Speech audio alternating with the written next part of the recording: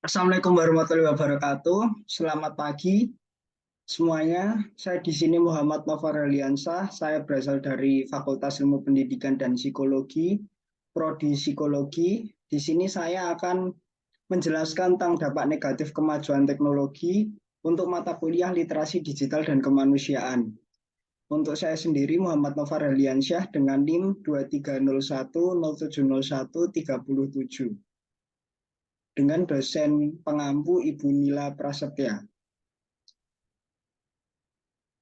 Baik, yang pertama adalah dampak negatif kemajuan teknologi. Nah, yang akan saya bahas di sini adalah dampak negatif di seputar teknologi informasi. Yang akan dibahas yang pertama adalah dampak negatif pada keamanan digital, dan yang kedua adalah dampak negatif pada kualitas hidup. Untuk keamanan digital sendiri adalah seputar software atau seputar dunia teknologi informasi. Dan untuk yang kualitas hidup sendiri adalah seputar hal-hal yang sering terjadi di lingkungan sehari-hari. Untuk keamanan digital sendiri akan dibagi kepada 3 subbab. Yang pertama adalah dampak negatif, contohnya pada pencurian data dan informasi. Lalu ada serangan dunia maya yang berupa virus ataupun trojan. Lalu ada manipulasi digital yang akan dibahas lebih rinci di slide selanjutnya. Nah, yang pertama di sini adalah contoh phishing. Phishing sendiri berasal dari kata phishing sebenarnya, memancing. Nah, phishing sendiri adalah pencurian data di mana si pengedar atau pelaku itu menggunakan sebuah umpan seperti memancing untuk menangkap ikan. Jadi ibaratnya adalah ikan tersebut adalah data pengguna ataupun pengguna, lalu umpannya sendiri ataupun cacingnya ini biasanya menggunakan hal-hal seperti yang ada di PPT ini. Nah, ini contohnya ini suruh mengeklik HTTP perubahan tarif BRI. Nah, ini adalah contoh pencurian data. Jika teman-teman mengeklik ini, maka pelaku akan memiliki akses ke komputer ataupun device Anda yang nanti akan mencuri data-data. Nah, begitu phishing, seperti memancing ikan. Nah, ini juga ada contoh phishing yang kedua, yaitu menggunakan web yang sama seperti PayPal. Tapi ini berbeda jika teman-teman melihat di domainnya, ini rekadansa.xyz.id. Di mana ini adalah bukan web resmi dari PayPal sendiri. Walaupun ini bentuknya mirip banget.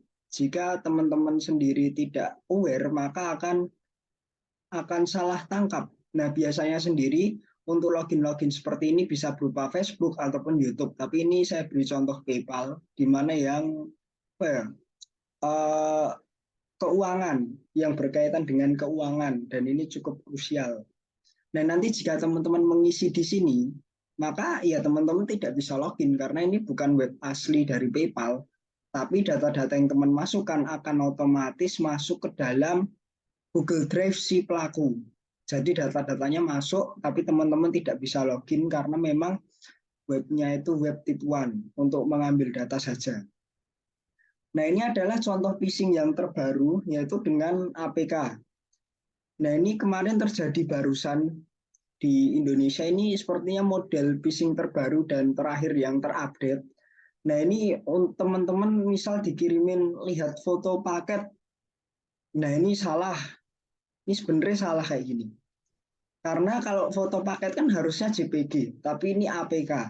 Nah, ini model APK-nya, kalau teman-teman mendownload APK ini, otomatis HP-nya teman-teman itu tuh terkontrol oleh si pelaku. Jadi, misal teman-teman mendownload aplikasi ini, jadi seperti teman-teman tuh men-sharing HP-nya teman-teman ke pelaku. Jadi, pelaku bisa mengakses HP atau device teman-teman dan mencuri data. Nah, pokoknya kalau lihat kayak gini, terus di WA paket ataupun undangan pernikahan, atau bisa juga apa gitu. Pokoknya jangan dibuka, bahaya. Apalagi APK kayak gini. Kalau JPG nggak apa, tapi kan APK gini ruwet nanti. Nah, ini contohnya seperti yang dialami oleh Evan Neri. Nah, selain pencurian data-data pribadi seperti phishing tadi, untuk dampak negatif kemajuan teknologi itu tentunya kan kemudahan informasi. Nah, tapi saking mudahnya informasi itu pencurian hak cipta juga semakin mudah. Nah, ini contoh-contohnya seperti bukunya Terelie. Ini kan buku kan kalau ini kan hak cipta banget ya buat buku susah. Terus ini juga buku resmi dan dengan mudahnya itu bisa diupload dan didownload dalam bentuk PDF. Ini juga bukunya Terelie Selena. Terus ada bukunya Rindu. Nah, selain buku, itu juga biasanya paling sering itu film. Film ini sering banget, nggak cuma ini contohnya saya ambilkan di Chrome, tapi selain di Chrome itu juga banyak, kayak di-share di WA, di-share di Telegram, paling sering tuh Telegram sama Twitter. Tapi ini Chrome juga sering, dan ini semisal ketahuan sama pemerintah, ketahuan sama Kominfo, kan webnya diblokir. Nah, biasanya tuh ngebuat web baru lagi, ngebuat domain baru lagi, yang isinya juga sama. Jadi mati satu tunggu seribu sebenarnya ini.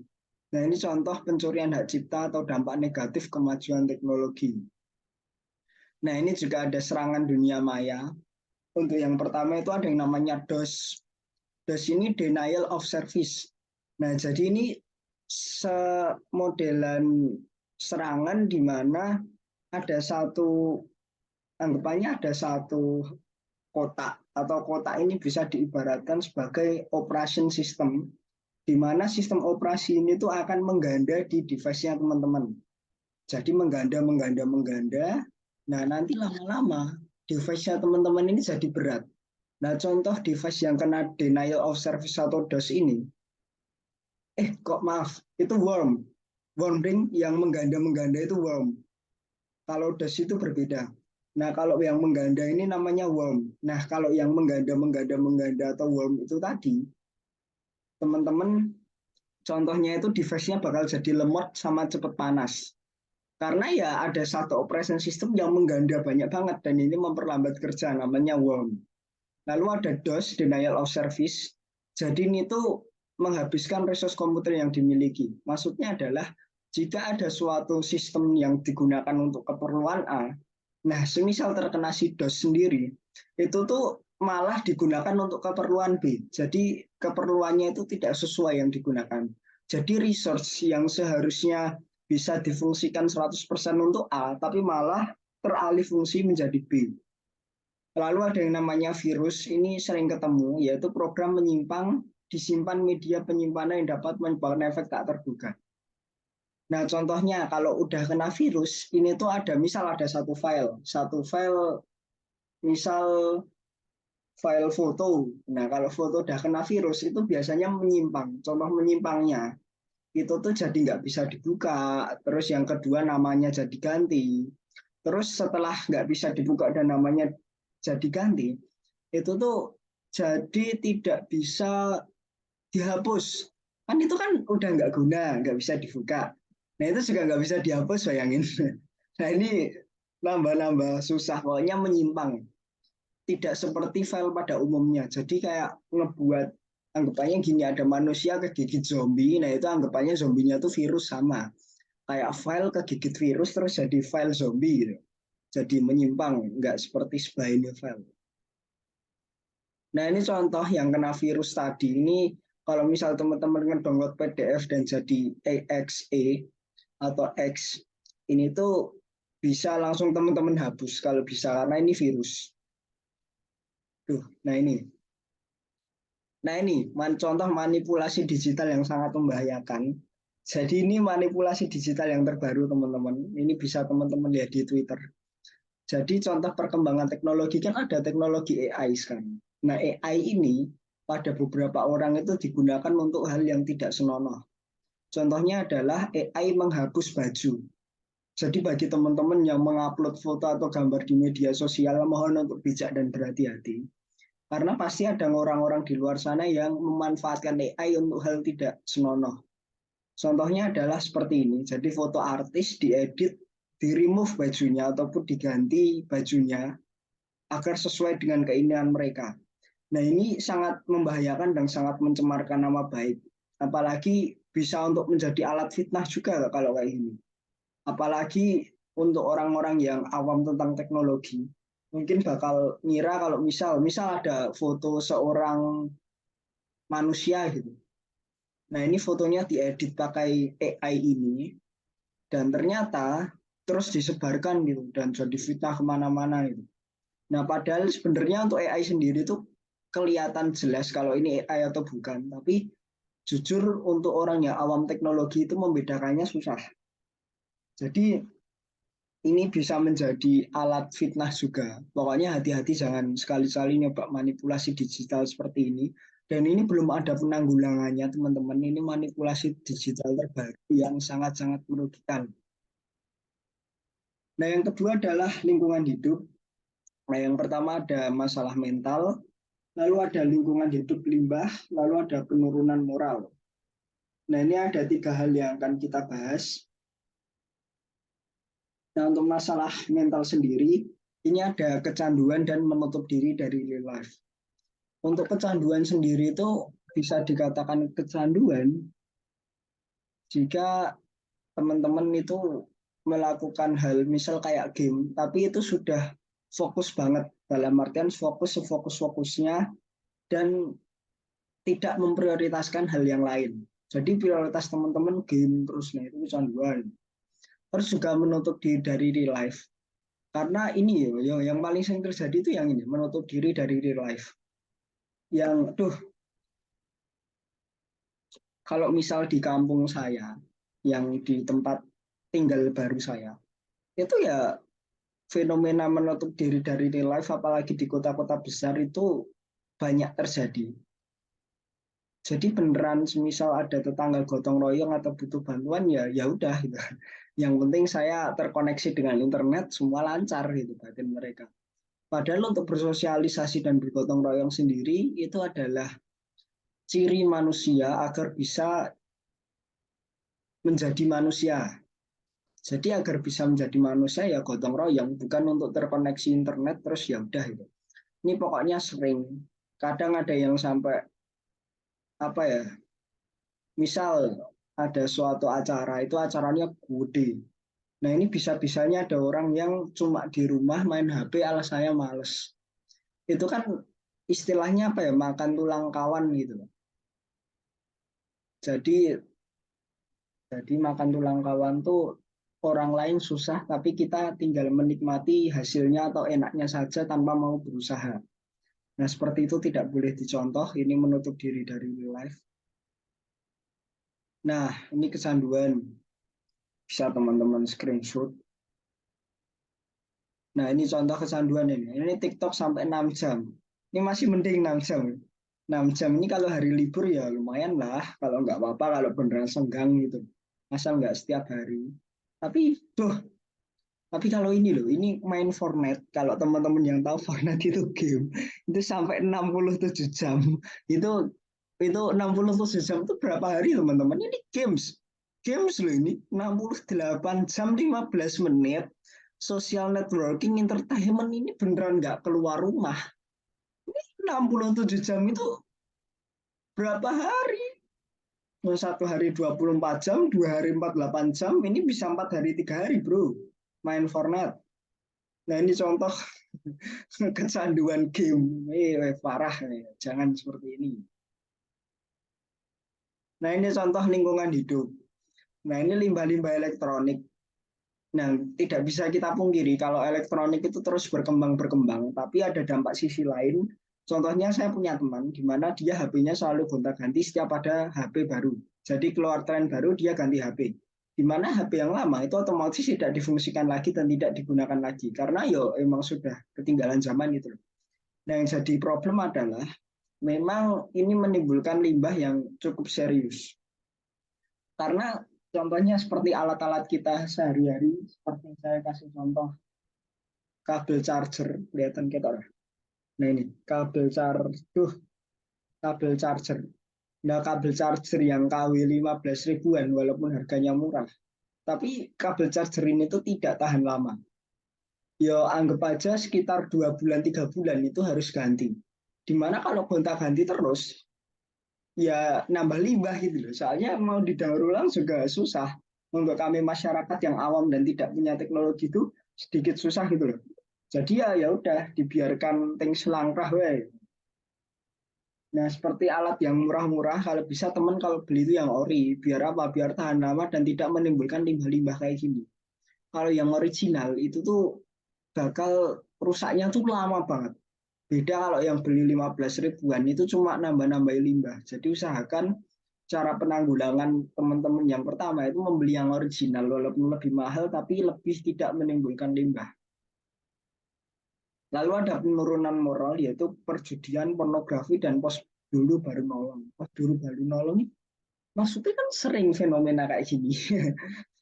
Kayak yang penting status WA update, urusan orang kecelakaan gagal otak belakangan cuy. Nah, ini sering ditemuin. Ini contohnya kayak kemarin saya ada melihat orang kecelakaan di dekat rumah saya. Itu kecelakaan jadi ada motor adu banteng sama mobil. Jadi duel adu banteng. Pengendara motornya itu tidak sadarkan diri, wajahnya itu berlumuran darah, luka-luka, motornya ringsek, mobilnya ringsek. Mobil saja Fortuner itu ringsek parah, apalagi motornya udah tidak berbentuk.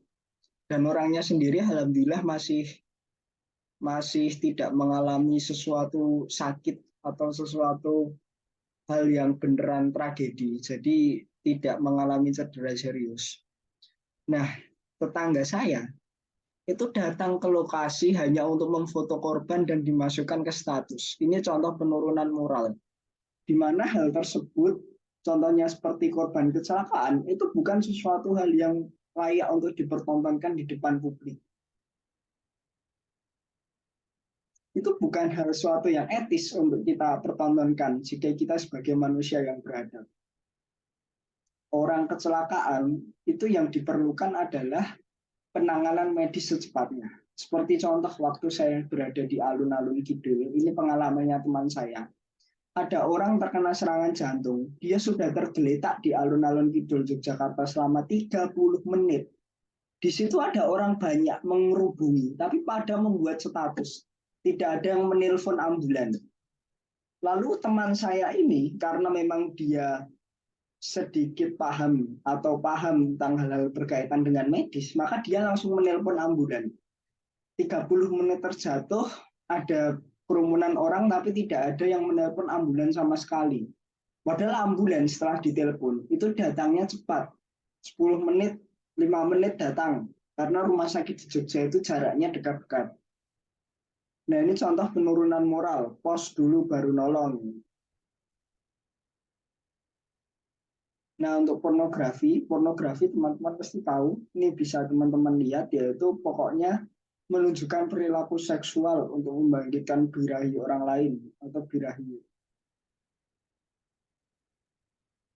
Nah, ini pornografi itu sering banget dialami oleh orang-orang remaja terutama masa-masa yang lagi haus-hausnya tentang atau ego, it atau kesenangan eros. Nah, ini beneran menjadi hal serius. Ini memang sering karena dengan kemajuan teknologi yang namanya pornografi itu sangat mudah diakses. Sangat-sangat mudah, gratis, tidak berbayar. Dan untuk pemerintah walaupun sudah menanggulangi dengan memblokir website, tapi tetap ada cara yang mudah untuk mengakses pornografi sendiri. Ini ada slot. Untuk slot ini jadi fenomena apa ya yang meresahkan juga. Ini bahkan di masyarakat sudah seperti ternormalisasi ya, teman-teman lihat. Ini contoh-contoh judi loh, BPBD, Sinjai Kabupaten.go.id, slot, situs slot online gacor. Jangankan di web, ini web saya ketik di Google slot gitu, wah sudah keluar semua websitenya. Dan ini tidak ada pemblokiran seperti pornografi dari Kominfo. Bahkan seperti yang teman-teman tahu sendiri tragedi Candy Crush kemarin, nah itu kan adalah contoh penurunan moral di mana dalam lingkungan yang beradab sendiri tidak menunjukkan keberadaban. Untuk situs web sendiri ini promosinya sudah di mana-mana. Teman-teman bisa lihat di YouTube, Instagram, mesti ada yang namanya watermark judi itu di mana-mana. Bahkan kadang bapak-bapak ada yang ayo slot ini. Sudah dinormalisasi, padahal tidak normal atau tidak bukan sesuatu yang dibenarkan. Nah, ini sekarang marak sekali ya, karena kemajuan teknologi. Nah, ini seperti tadi, post dulu baru nolong. Teman ya gitu, ketalain dulu, rekam dulu, permalukan dulu, deh baru deh nolong. Sakit gak? Nah, sekian untuk dampak dari saya, dampak negatif kemajuan teknologi dari saya. Wassalamualaikum warahmatullahi wabarakatuh. Muhammad Nofar Reliansyah undur diri.